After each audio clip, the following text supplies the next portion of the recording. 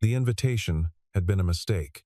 Everyone in the room understood that the moment they saw him standing just inside the carved mahogany doors of the Frost Estate's grand salon, holding a box wrapped in brown paper and creased packing tape, the kind of paper you found at the bottom of a shipping drawer. The kind of tape that left ghost-white residue when you peeled it back too fast. Around him, women in gowns that cost more than a semester of tuition turned away with practiced disinterest. Men in fitted jackets found reasons to look at their phones. Nobody spoke to him. Nobody needed to. The distance was maintained without effort.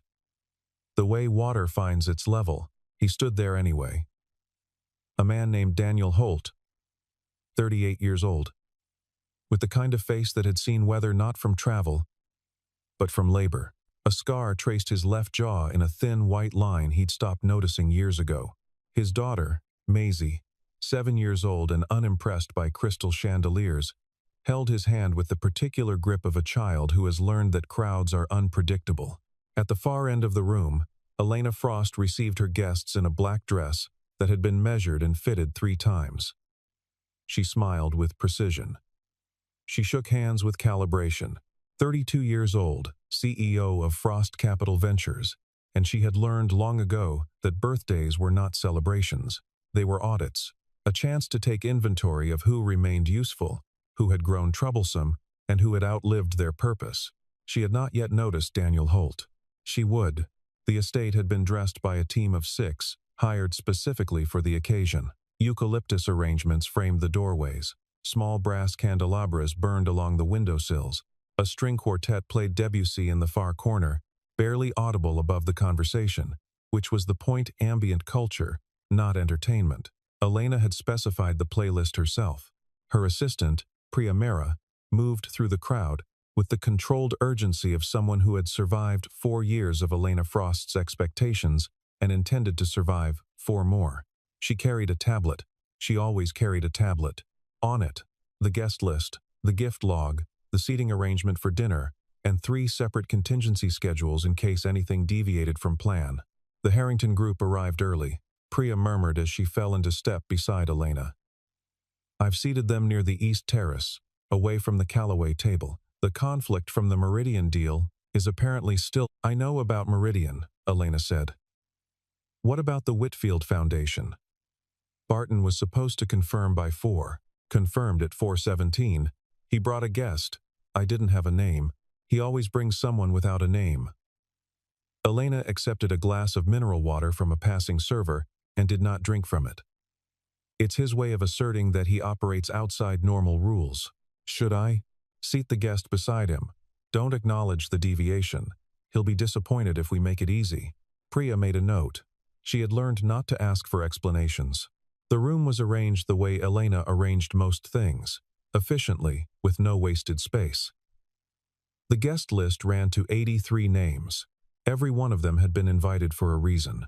Business connections, civic relationships, strategic proximity. Elena Frost did not have friends, she had interests, and the people who served them. She had not always been this way, or perhaps she had. The question was one she rarely allowed herself to ask. Her father, William Frost, had died 10 years ago. The official record said it was a car accident on Route 9 during a winter storm. Elena had been 22. She had been at a university lecture in Boston when her phone rang with the number of Frost Capital's general counsel, a man named Arthur Breck, who had a talent for delivering catastrophe in sentences that sounded like quarterly reports. She had flown home that night and had not cried at the funeral because she had already cried alone in a hotel bathroom. And that had been, she decided, sufficient. She did not allow herself to think about her father at parties. It was a rule. Rules, she had found, were the only architecture that kept the interior of a life from collapse. The estate itself was a complication she had inherited along with the company and the debts, and the board's quietly transferred skepticism about whether a 22-year-old with a finance degree and no gray hair could run a capital ventures firm. She had answered that question over 10 years and several $100 million of managed assets. But the estate remained too large, too formal, too precisely arranged in the aesthetic of a man who had enjoyed beautiful things with the uncomplicated enthusiasm of someone who had never been made to feel guilty about it. She had not redecorated. She told herself this was efficiency. The rooms worked. The staff understood them. The layout served the social functions she needed to host. She did not examine the other explanation, which was that changing them would require deciding what she wanted instead, and she had not yet arrived at that question. The birthday itself she regarded with something between neutrality and mild irritation. The year turning. The number increasing. She was 32. She would be 33, eventually, and then 34, and the work would continue, and the rooms would remain unchanged, and perhaps somewhere in those future years she would find herself curious about the answer to questions she hadn't formed yet. She was mid-conversation with a venture partner named Gregory Ashton when she first noticed the man with the brown paper package. He stood near the entrance, not moving forward, not retreating, just standing. His daughter had found something interesting in the arrangement of a floral centerpiece and was examining it with the focused intensity of a scientist. The man watched the room with an expression Elena had seen before but couldn't immediately place. It was the expression of someone who had been in difficult situations and learned to wait them out. "Who is that?" she asked Priya, low enough that Ashton wouldn't hear. Priya consulted the tablet. A small hesitation. "Daniel Holt. He's on the secondary list added by your office 3 weeks ago." The notation says, "Former Frost Capital contractor. Engineering division, circa 15 years back." Another pause. "I don't have a reason for the invitation." Elena looked at the man again. The brown paper package. The child examining flowers with scientific thoroughness. "Find out who added him," she said, and turned back to Gregory Ashton's anecdote about a development deal in Austin. The gift ceremony came after dinner, in the smaller sitting room off the main salon. Elena had always disliked this portion of the evening, the performance of gratitude, the calibrated enthusiasm for things she neither needed nor wanted. But it was expected. Her board liked it. Her investors found it humanizing. She sat in a high-backed chair, while Priya managed the presentation. The gifts came in sequence, as organized as everything else. A leather portfolio from Ashton, engraved with her initials, a limited edition timepiece from the Whitfield Foundation that came in a case lined with navy velvet, a set of first edition architectural volumes from the Harrington Group. Each one weighted enough to use as ballast. Then Daniel Holt stepped forward.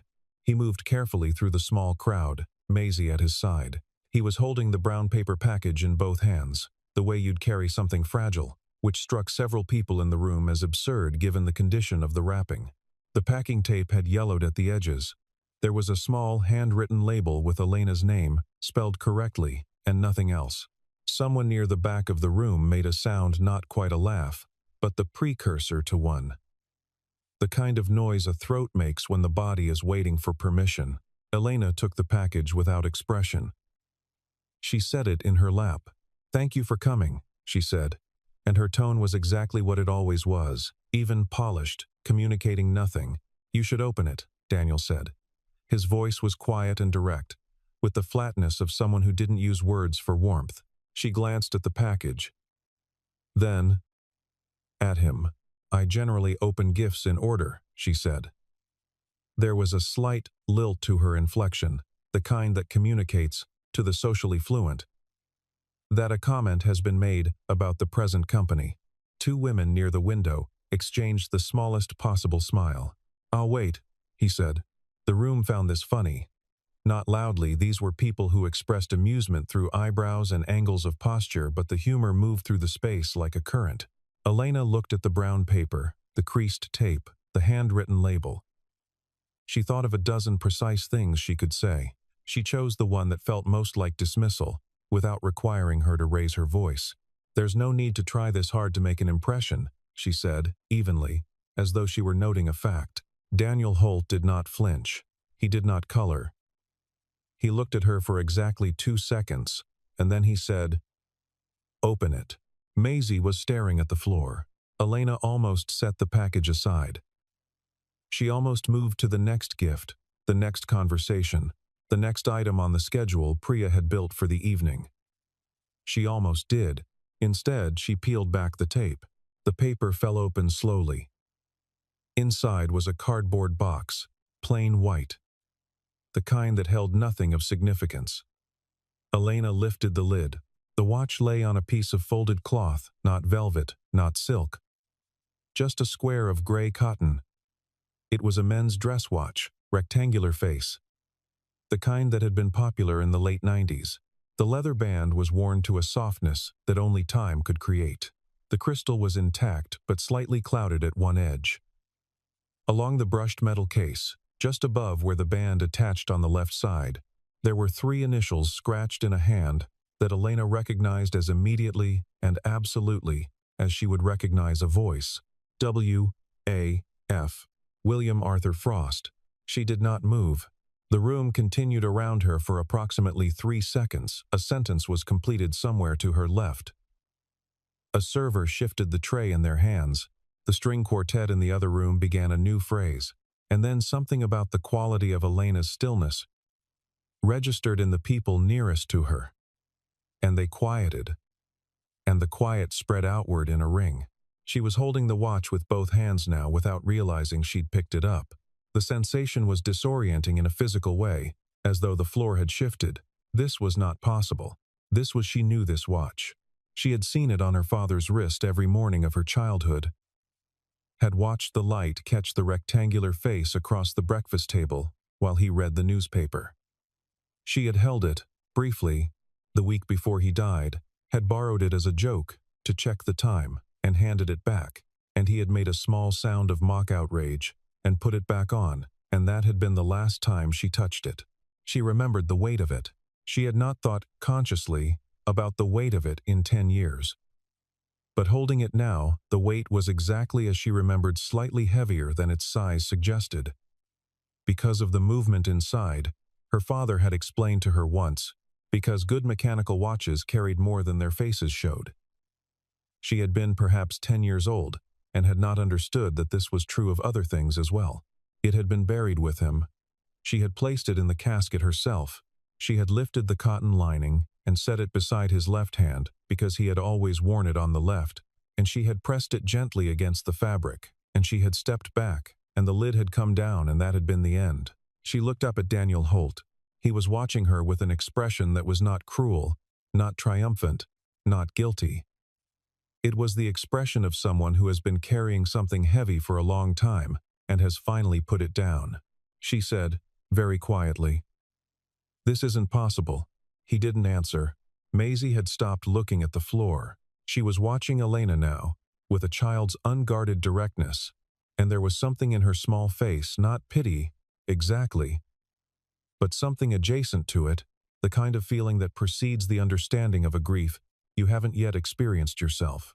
The first thing Elena did was reasonable. She asked if it was a reproduction. Her voice was controlled. If you hadn't known her, and most people in the room did not truly, you might have thought she was simply curious. "It isn't," Daniel said. "The initials could have been engraved on any. Look at the inside of the clasp." She did. There was a hairline crack in the metal.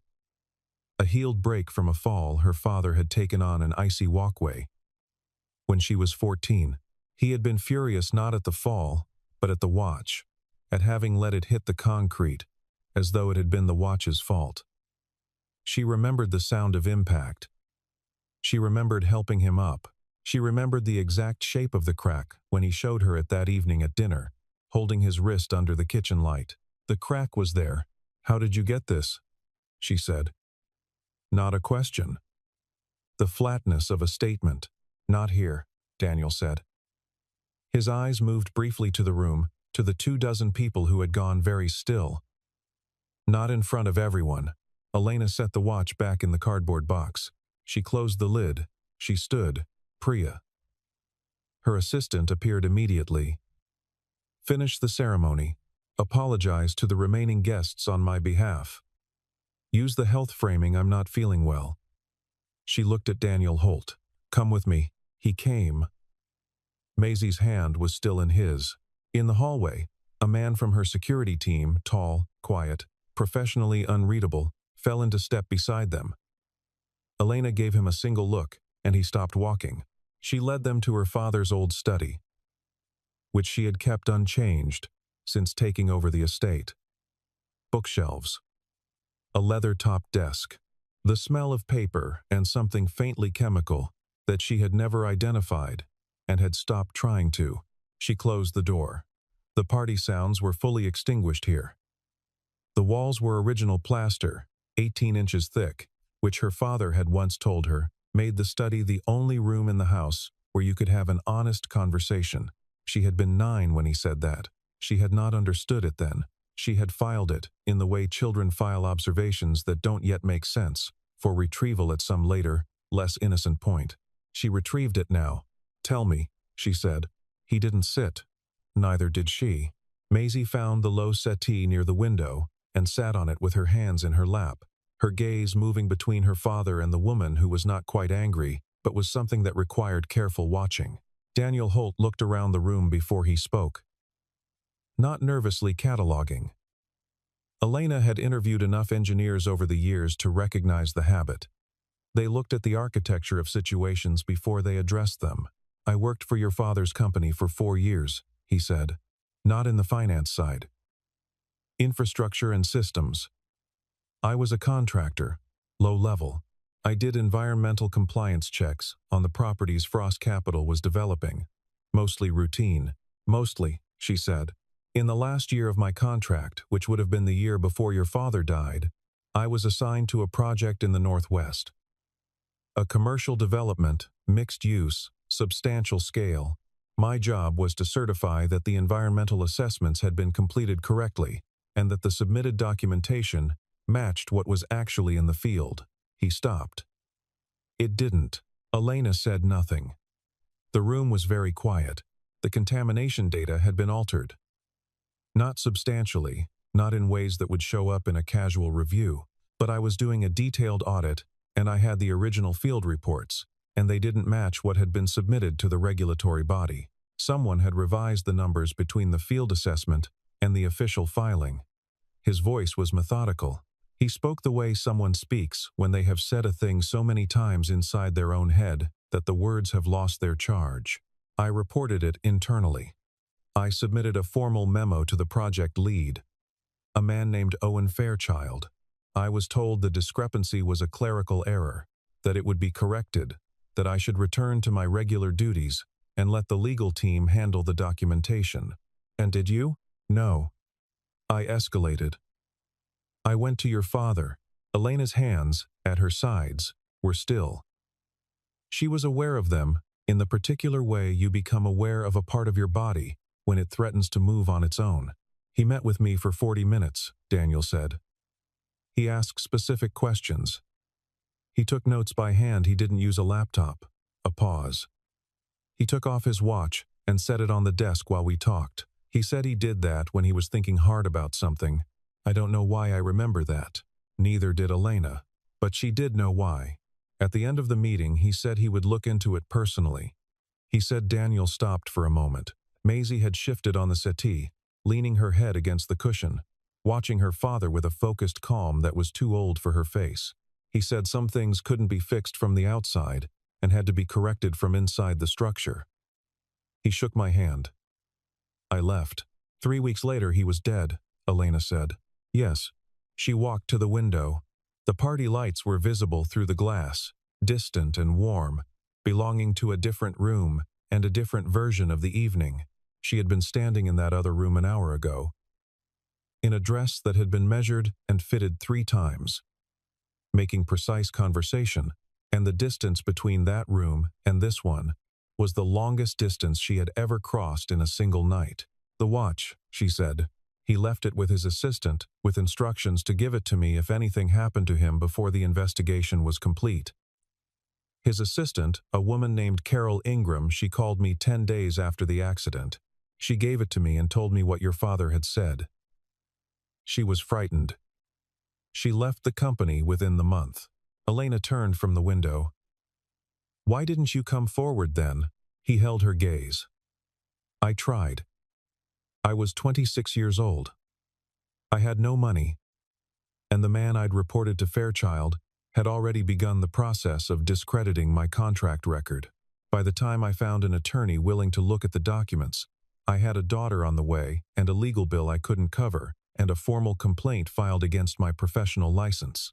Something moved across his face, not anger, but the scar tissue of old anger, the thing that forms when you stop fighting a wound and let it close. I kept the watch. I kept the documents I had. I waited until I had something solid enough to matter, Maisie said, without looking up from the cushion. Dad always said it belonged to the person who needed to know the truth. She said it as though she were reciting something she had heard many times, which she was. Elena looked at the child. She looked at the cardboard box in her own hand, which she had been carrying since the sitting room without realizing it. It took her 3 days. She didn't sleep much during those 3 days, which was not unusual for her. She hadn't slept well in years, had developed the habit of working at 2 in the morning and treating it as productivity rather than insomnia. What was unusual was the direction of the work. She pulled archive records she hadn't touched in a decade. She requested documentation from the legal storage facility on Meridian Street, the physical files, not the digital scans, because she had learned from her father that the physical copies were where the corrections showed. The Hartwell Development Project. Northwest Corridor, mixed commercial and residential. The environmental assessment had been filed in late October, approved by December. Construction permits had followed in the spring. The project had been completed, sold off in parcels, and had generated a return that the board had praised in 3 consecutive annual reports. She had attended one of those board presentations. She had been 24, newly installed, learning the vocabulary of the company's holdings. She had sat at the table and listened to the Hartwell numbers read out with pride, and she had written a note in the margin of the briefing document. She still had the briefing documents from those early years, filed in chronological order, because she had understood from the beginning that the past was a resource, and the note said, "Strong margin, consider comparable structure for Phase 3. She had been thinking about how to replicate success. She had not known what she was replicating. The field assessment reports that Daniel Holt had preserved photographed on his personal phone, the timestamps intact. The resolution, poor but legible, did not match the certified filing. The numbers weren't radically different. That was the point. Small adjustments in soil contamination readings, a reclassification of one drainage basin, a footnote omitted from the summary document. Individually, each deviation had a plausible explanation.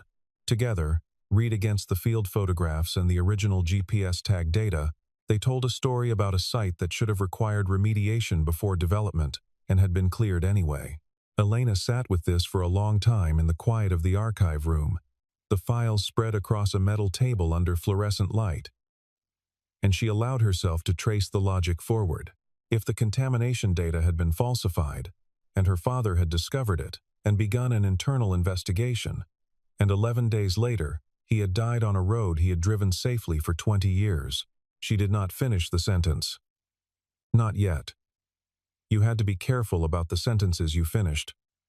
Because once said, they couldn't be unsaid. She called Daniel from a number he didn't have. He answered on the second ring. "The emails you mentioned," she said. "The ones you said existed from Owen Fairchild to the compliance team. Do you have them? Copies. Printed, not digital." Fairchild didn't realize I had CC'd myself before being removed from the project distribution list. "I need to see them." A pause. "There's something else. Your CFO, the current one, Marcus Price. He was on the Hartwell project finance team. He signed 2 of the authorization documents." Elena had already seen the signatures. She had been hoping she was wrong about what they meant. "Come to the office," she said. "Not the main entrance. Use the parking structure on the east side, level 2. I'll have someone meet you." "I'll bring Maisie," he said. "I don't have anyone to leave her with on short notice." "That's fine." She did not tell him what she had found about Marcus Price's personal investment accounts, which had recorded an unusual cash deposit approximately 6 weeks before the Hartwell environmental assessment was approved. She had found it that morning.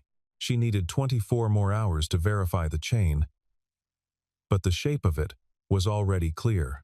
Marcus Price had been with Frost Capital for 12 years. He was 61, silver-haired, with the kind of careful authority that came from having survived multiple regime changes in a company, by making himself essential to whoever was in charge. He had survived the transition from William Frost to the interim board to Elena herself, with a combination of genuine competence and strategic alignment. He always seemed to know which way a situation was moving before it moved. Elena had trusted him. Not warmly, she didn't trust anyone warmly, but professionally, in the specific way you trust a mechanism you understand to function as designed. She called him into her office at 4 in the afternoon on a Thursday, with the board's legal counsel and one external attorney present. She had not told Marcus why he was being asked to attend. She had described it as a routine documentation review.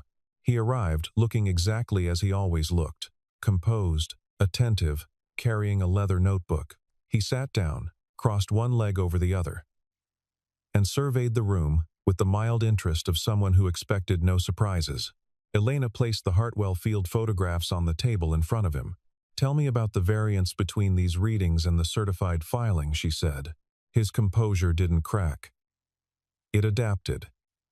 "This is historical documentation. The Hartwell project was resolved and closed. Tell me about the variance," she said again, with no change in tone. He looked at the photographs. His eyes moved across them carefully, doing calculations she wasn't privy to. Field assessments sometimes require interpretation. There's a professional judgment component too. Owen Fairchild directed the changes, Elena said. "I have his emails. I have the original field reports with timestamps. I have your signature on the authorization documents, and I have a record of a deposit into an account registered to a holding company in your wife's name, made 6 weeks before the Hartwell approval." She paused. "I'm giving you the opportunity to tell me who else was involved." The room was very still. Price looked at the legal counsel, not at Elena, at the counsel, and said, in a voice that had lost its composure but not yet its order, "I want to understand the scope of what's being—" "The scope," Elena said, "is my father's death. That's the scope." He looked at her then. For the first time since he had entered the room, he looked at her directly, and she saw something in his face that she had not expected. Not the calculation she had anticipated, but something older and quieter. Something that might have been close to relief, the way a person who has been holding their breath for 10 years finally lets it out. He said, "Fairchild went further than I knew. I want that on the record. I knew about the variance. I approved the authorization. But what happened to your father that wasn't—" "I didn't—" "That will be for the authorities to determine," Elena said. "For now, you'll remain here. You won't contact Fairchild or anyone else connected to the project. My counsel will take your statement." She stood and left the room without looking back. In the hallway, she stood against the wall for a moment. The building hummed around her air systems, servers. The distant sound of voices from the open workspace below. She put her hand flat against the wall and pressed, not hard, just enough to feel something solid. She was aware, standing there, of the particular sensation that arrives when you have done something that cannot be undone. Not regret. She did not regret it. But a weight, or rather the absence of a weight she had carried so long she had mistaken it for part of her own density. Something had been set down. The hallway was the same hallway it had been 20 minutes ago, and she was the same person, and yet the arithmetic of the situation had changed in a way that would require time to fully calculate. The building continued its routine sounds around her. Someone laughed somewhere on the floor below. A phone rang and stopped. She straightened her jacket. She walked. Then she went to find Daniel Holt, who was sitting in a conference room on the 3rd floor with Maisie, who had commandeered a legal pad and was drawing a city. The formal inquiry took 11 weeks. Owen Fairchild had left Frost Capital 8 years ago to run a private equity firm in Denver. He retained counsel within 48 hours of being contacted. Marcus Price, in exchange for full cooperation, negotiated a resolution that involved his resignation, a financial settlement, and a formal agreement to provide testimony regarding Fairchild's directives. The environmental case was referred to the state regulatory agency, which opened its own investigation into the Hartwell site and its current occupants. Whether William Frost's death was an accident or something engineered to look like one remained, technically, unresolved. The investigators found nothing conclusive. A winter road, a curve taken too fast, a car that had not malfunctioned. Elena had expected this outcome. She had prepared herself for it in the way you prepare for a pain you know is coming, not by preventing it, but by deciding how you will bear it. She bore it by keeping working. The board meeting at which the Hartwell findings were formally presented was a quiet affair. Elena had expected drama challenges, procedural maneuvering, the particular kind of institutional resistance that expresses itself as concern for process. Instead, there was a long silence after the final document was shown. And then a board member named Cecilia Rand, who had served since William Frost's time, and who had always struck Elena as someone who had survived the company by keeping her eyes open rather than closed, said, "We should have known. Some of us should have." Nobody argued. Cecilia Rand caught Elena's eye after the meeting, in the brief interval before the room reorganized itself into clusters of conversation and contingency planning. She didn't say anything. She held Elena's gaze for 3 seconds, long enough to be intentional, and then she looked away and began discussing something with the general counsel, and Elena understood that what had passed between them was a kind of acknowledgement of the years, of the cost, of the thing that had been quietly wrong in the structure of the company they had both inhabited, and the work of making it right. It was not absolution. Elena didn't want absolution.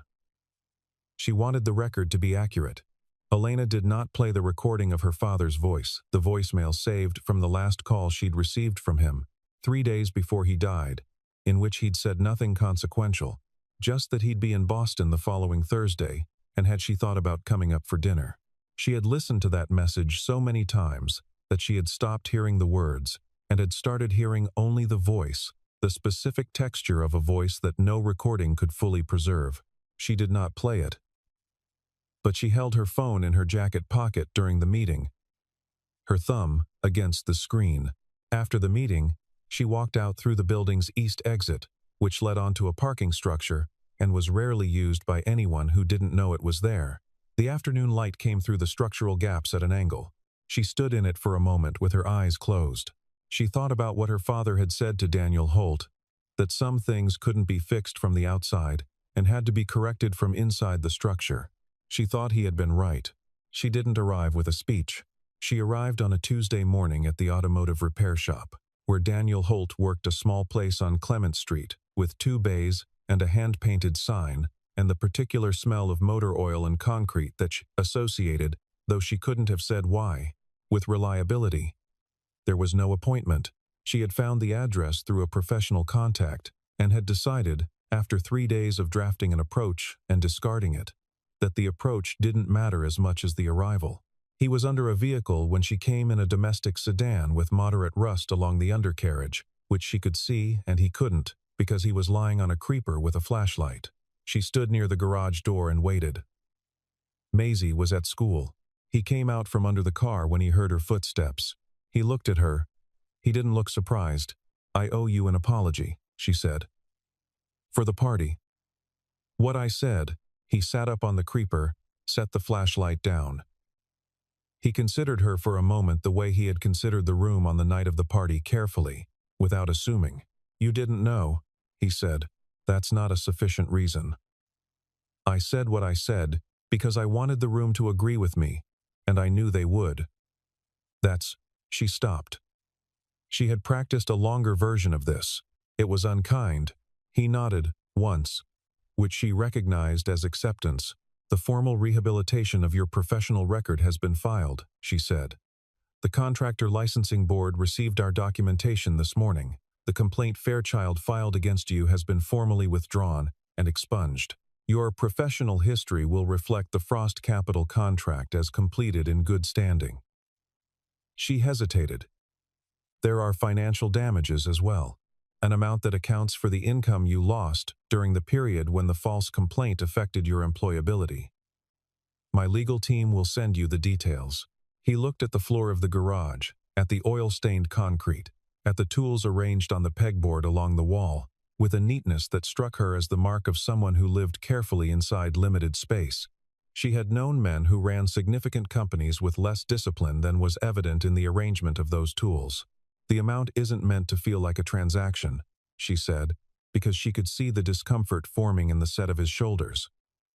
"I know it will anyway. That's the limitation of money as a medium. I've spent 10 years working in money, and I'm still not sure it adequately conveys anything except quantity." She stopped. She had not intended to say that, and wasn't sure why she had, except that it was true. "What I mean is, take it. Use it however is useful. That's all I mean." He looked at her again. Something in his face shifted, not softened exactly, but opened slightly. The way a room opens when a window is raised a few inches. "The watch," she said. She reached into her jacket and placed the cardboard box on the workbench between them. "You should keep it. That's yours," he said. "It was always meant to get back to you. He left it with you because he trusted you with it," she said. "I'd like you to have it." As she searched for the right word and couldn't find one that wasn't too large or too small, as a record, that someone saw what happened and didn't look away. He didn't pick it up immediately. He looked at the box for a long moment, his hands resting on his knees. Then he opened it. The watch lay on the gray cotton square, the rectangular face, the worn leather band, the initials above the clasp. He held it the way you hold something that has been through more than you can fully comprehend. He didn't put it on. He just held it. She didn't tell him about the foundation she was establishing in her father's name, not for capital ventures, not for financial instruments, but for environmental compliance infrastructure in residential developments, specifically for the kind of low-income communities that had historically been built on sites that wouldn't pass the scrutiny applied to higher-income areas. She had drafted the charter herself. She would tell him another time. For now, the garage and the quiet and the morning light were sufficient. 6 weeks later, Maisie Holt sat at the kitchen table in her father's apartment with a sheet of paper and a set of markers, working on something she had been working on for 3 days. She approached artistic projects the way she approached most things, methodically, with revisions, without any apparent concern for how long they took. The drawing, when completed, showed 3 figures standing on a sidewalk. One was tall with dark hair and a jacket, which was Elena. One was tall with lighter hair and a coat, which was her father. One was shorter with arms slightly too long for the body, which was herself. The perspective was approximate. Maisie had not yet made peace with foreshortening, but the spatial relationship was clear. They were standing close together without touching, facing in the same direction, which was forward. There was no ground beneath their feet. They were simply present in the white space of the page. Elena arrived at 9:30. She had a coffee for Daniel and a tea for herself, and something small and chocolate for Maisie, who accepted it with the measured gratitude of a child who had been taught not to be excessive about things. Daniel poured the coffee into a mug, and they sat at the kitchen table while Maisie finished the drawing, and nobody said anything for a few minutes, which was not awkward in the way that silences between new people usually are. Elena had been in this apartment twice before, for brief and practical reasons. She had noticed, the first time, that it was small 2 bedrooms, a kitchen that opened onto a narrow living room, windows that looked out over the parking structure of a grocery store. She had noticed, the second time, that it was ordered. Things were where they were meant to be. The books on the shelf were grouped by size, which was not her system, but was a system. The drawings Maisie had done over the years were pinned to a corkboard on the wall with a specificity that suggested someone had looked at each one carefully before deciding where it belonged. She had noticed, this third time, that there was evidence of a life built with intention and without apology from the materials available. The apartment was what it was, and what it was had been tended. There was a small pot of basil on the windowsill above the kitchen sink. There was a child's boot near the front door. One boot. Its pair presumably returned at the end of the school day. There was a library book on the counter with a due date slip marking a page, which meant someone read with attention and had things to say back. She stood in the kitchen and felt the particular quality of the space, not comfort exactly, which was too passive a word, but a kind of earned stillness, and she did not compare it to the estate, because that comparison went only one direction, and the direction was not what she had expected. She had grown up in a house with 16 rooms. She was not sure it had felt more like a home than this. "It's done," Maisie said, and pushed the drawing across the table. Elena looked at it, the three figures on the white ground. The approximate perspective. The arms. She had not been drawn by a child since she was a child herself, when the cousin of a friend had made her a card for a birthday she could no longer place. She had thrown it away. She had been 12 and unsentimental, and had considered the gesture clumsy. She was 32 now, and considerably more tired, and the drawing looked to her like something true. "Can I keep it?" she asked. Maisie considered this with appropriate seriousness. "It's you," she said. "You should have it." Elena folded it carefully along the margin and put it in the interior pocket of her jacket, next to where she kept her phone. Daniel was watching her. He had a way of watching that was not intrusive, attentive, without being demanding. The way you watch someone, when you're actually curious about them, rather than waiting for them to be useful. "The foundation announcement is next month," she said. "I'd like you to be there. Not in an official capacity. Just there." He turned the coffee mug in his hands. "I'm not good at events." "Neither am I," she said. He looked at her. "I've been good at performing them," she clarified. "That's not the same thing." Maisie had already begun a new drawing on a fresh sheet of paper. She worked with total absorption, her head bent close to the page, her tongue at the corner of her mouth. The markers squeaked softly. The morning light came through the window over the grocery store parking structure and fell across the table in an uneven rectangle, warm and slightly dusty, the kind of light that exists in the middle of ordinary days and is never remarked upon and is, possibly, the best light there is. Elena Frost did not make any declarations. She did not reconstruct herself in a single conversation or arrive at a conclusion that resolved the weight of the past decade into something clean and portable.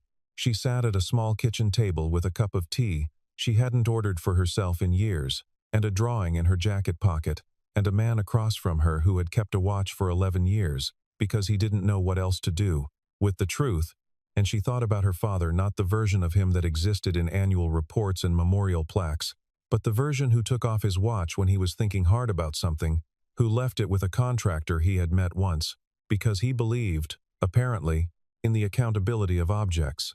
She thought about what it cost a person to keep something like that for 11 years.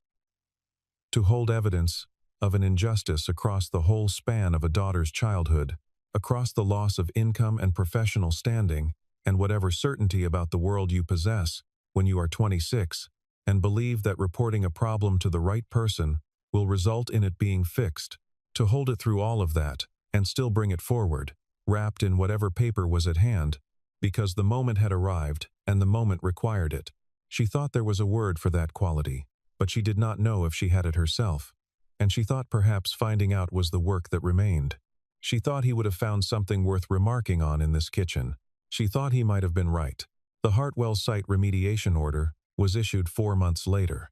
The regulatory agency required the current property owners, a commercial real estate group with no direct connection to the original fraud, to fund the cleanup, a provision that generated litigation that would continue for years. Elena's legal team had anticipated this and had prepared filings accordingly. Owen Fairchild, who had left Denver after the inquiry and relocated to a smaller city, in a state whose name Elena didn't care to remember, declined to comment publicly on any matter related to Frost Capital. His former attorney issued a statement describing the inquiry's conclusions as procedurally flawed. The statement generated 2 days of coverage and then disappeared into the archive. Marcus Price retired to coastal Connecticut. He sent Elena a letter 3 weeks after his departure, handwritten, not long, which she read once and then kept in the same drawer as the gray cotton square from the watch's cardboard box. She had not responded. She was still deciding whether there was something to say that would be true and useful at the same time. Carol Ingram, the assistant who had given Daniel the watch, was living in Portland, Oregon, where she had spent the past decade working for a nonprofit focused on housing equity. Elena's team located her through the professional registry. Elena called her personally. The conversation lasted 18 minutes. At the end of it, Carol said, Your father was a good man. I'm glad someone finally knows it the way he deserved. Elena said. Yes. The watch went back to Daniel. He kept it in the same cardboard box on the shelf above his workbench in the garage. Between a reference manual for vintage engine systems and a photograph of Maisie on her first day of school, squinting into the sun with both fists raised like someone preparing to fight the morning. He did not wear it, but he looked at it sometimes, in the way you look at evidence of things that happened exactly as you remember them. Elena Frost attended the foundation launch in a dress that was not black. It was a small deviation, noticed by the people who had known her long enough to notice such things, and unremarked upon by all of them, because they did not know what it meant, and were wise enough to understand that meaning sometimes precedes explanation. Daniel and Maisie sat in the fourth row. Maisie had brought her markers. When Elena stepped to the podium and looked out at the room at the faces arranged in expectation, at the small girl in the fourth row, already bent over a fresh sheet of paper with total absorption, at the man beside her who looked forward with the steadiness of someone who had spent years in difficult situations and learned to wait them out, she felt something that she did not immediately name. She named it later. On the drive home, in the back of the car, with the city moving past the window in its usual indifferent way, it was something like readiness. Not happiness, she was too honest for that particular simplification. Not peace, which was a word she associated with conclusions. And this did not feel like a conclusion. It felt like a beginning that had been delayed for 11 years by the ordinary weight of unexamined things. She had a meeting in the morning. She had 4 meetings in the morning, actually, because her life was constructed almost entirely of meetings and the intervals between them. She had a capital allocation decision to make before Thursday, and a hiring decision she had been deferring for 6 weeks, and a call with the regulatory agency's legal team that she was not looking forward to, but that was necessary. The work continued. It would always continue. That was not a lament. The work was what she was good at. And being good at something was not nothing. She had spent years treating it as sufficient, and had recently begun to understand that it was necessary but not complete, which was a different thing. She pressed her palm against the drawing in her jacket pocket, the 3 figures on the white ground, facing forward. She thought, yes, something like that.